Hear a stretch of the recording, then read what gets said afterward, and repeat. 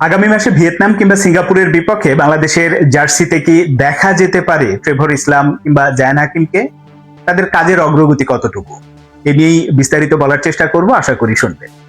শুরুতেই বলি, বাংলাদেশ জাতীয় ফুটবল দলের দীর্ঘদিনের যে অভাব, দীর্ঘদিনের যে কষ্ট, একজন জেনুইন স্ট্রাইকারের অভাব, এবং সেটা নাই জন্য আমরা কত ম্যাচ যে জিততে পারিনি, ড্র করেছি, হেরে গেছি, তার কোনো আসলে ইয়ত্তা নেই। এই আকাঙ্ক্ষা বা এই কষ্ট থেকেই একজন জেনুইন স্ট্রাইকার কোথায় পাওয়া যায়, যারা বাংলাদেশি লোকাল প্লেয়ার আছে তাদের মধ্যে থেকে যেহেতু জেনুইন স্ট্রাইকার উঠে আসছে না, এই কারণেই বংশোদ্ভূত ফুটবলারের দিকে তাকানো হয়েছে বা খোঁজা হচ্ছে যে সেখান থেকে কাউকে পাওয়া যায় কিনা। সেই জায়গা থেকে যে দুটো নাম সবচেয়ে বেশি উচ্চারিত হচ্ছে, তাদের একজন হচ্ছে জায়ান হাকিম, আরেকজন হচ্ছে ট্রেভর ইসলাম। এর মধ্যে জায়ান হাকিম খেলেন ইউকেতে, এবং বলা হয় যে হামজা চৌধুরীর সাথে বয়সভিত্তিক পর্যায়ে খেলেছেন, সেই অভিজ্ঞতা আছে। এখনো যে ক্লাবে খেলছেন, নিয়মিত গোল করেন, তাকে পাওয়া গেলে বাংলাদেশের অন্তত স্ট্রাইকিং পজিশনে যে অভাবটা সেটা অনেকটাই দূর হবে।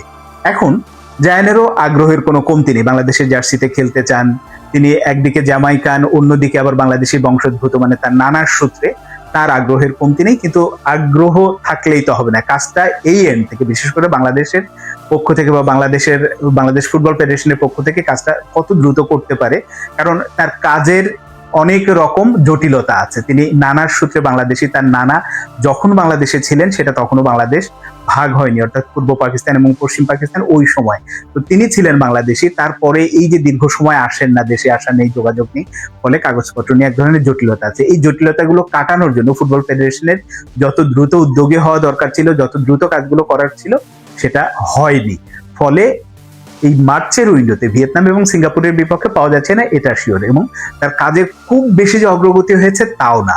যারা এই কাজের সাথে জড়িত, আমি তাদের সাথে কথা বলেই বলছি, ফলে এই মার্চে হচ্ছে না। এখন যদি সেই কাজটা ফুটবল ফেডারেশনের পক্ষ থেকে বা যারা অন্য প্রতিষ্ঠান হিসেবে কাজ করতে উদ্যোগী হয়ে তারা যদি দ্রুততম সময়ের মধ্যেও করে, সেটা মে জুনে শেষ হলে হয়তো জুন জুলাইয়ের উইন্ডোতে, ওই সময় সাব চ্যাম্পিয়নশিপ বা যদি বাংলাদেশ ফুটবল দল প্রীতি ম্যাচ খেলে বা অন্য কোনো টুর্নামেন্ট খেলে, সেখানে দেখা গেলেও যেতে পারে। একইভাবে যদি ট্রেভর ইসলামের কথা বলি, ট্রেভর ইসলামের অবশ্য কাগজপত্রে জটিলতা নেই, তার বাবা সরাসরি বাংলাদেশি, এই কারণে খুব বেশি আসলে বেগ পেতে হবে না ট্রেভরের কাগজপত্র রেডি করার জন্য। কিন্তু ট্রেভর আবার আমেরিকার যেখানে খেলে এবং পড়াশোনা করে, যে ইউনিভার্সিটিতে, সেখানে তিনি পড়াশোনায় এতটাই মনোযোগী, তিনি আগে থেকে বলে দিয়েছেন, ঘোষণায় দিয়েছেন, যারা এই কাজগুলোর সাথে পাসপোর্টের কপি বা অন্যান্য কিছু পাঠিয়ে দিয়েছিলেন, কিন্তু যে মার্চ পর্যন্ত আমার পড়াশোনার এতটাই চাপ আছে, আমি আপাতত এই কাজ নিয়ে ব্যস্ত থাকতে পারবো না।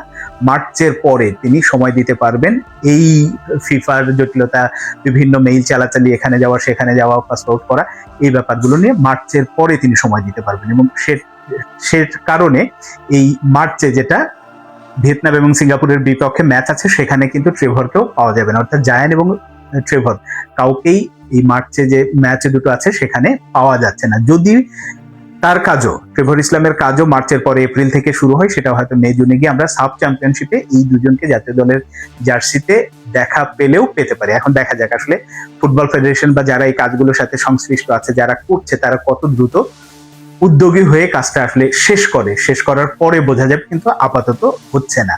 আবার এর মধ্যে বাংলাদেশ দলের কোচ চেঞ্জ হবে কিনা, কারণ 31শে মার্চ সিঙ্গাপুরের বিপক্ষে যে ম্যাচটি আছে, সেখান দিয়েই কিন্তু কাবরেরার এই মেয়াদের চুক্তি শেষ হচ্ছে।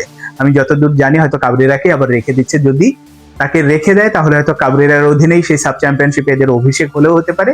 আর যদি কাবরেরাকে বাদ দিয়ে নতুন কোনো কোচ আনে, হয়তো তখন দেখা যাবে পরিস্থিতি কি হয়, যে তাদের কিভাবে সেই নতুন কোচ কোন দেশের, তিনি এসে কিভাবে আবার দলটাকে সাজান, সবকিছু মিলে নির্ভর করছে আগামী 1-2 মাসের ওপরে, যে এই 1-2 মাসে জায়ান এবং ট্রেভরের কাজের কতটা অগ্রগতি, বাংলাদেশ ফুটবল ফেডারেশন নতুন কোনো কোচ নিয়োগ দেয় কিনা, বা তার পরিকল্পনা কিভাবে সাজান, কিভাবে তিনি করবেন, সবকিছুর উপরে নির্ভর করছে। সেটা আগামী 2 থেকে 3 মাসের মধ্যে সেটা কনফার্ম হওয়া যাবে।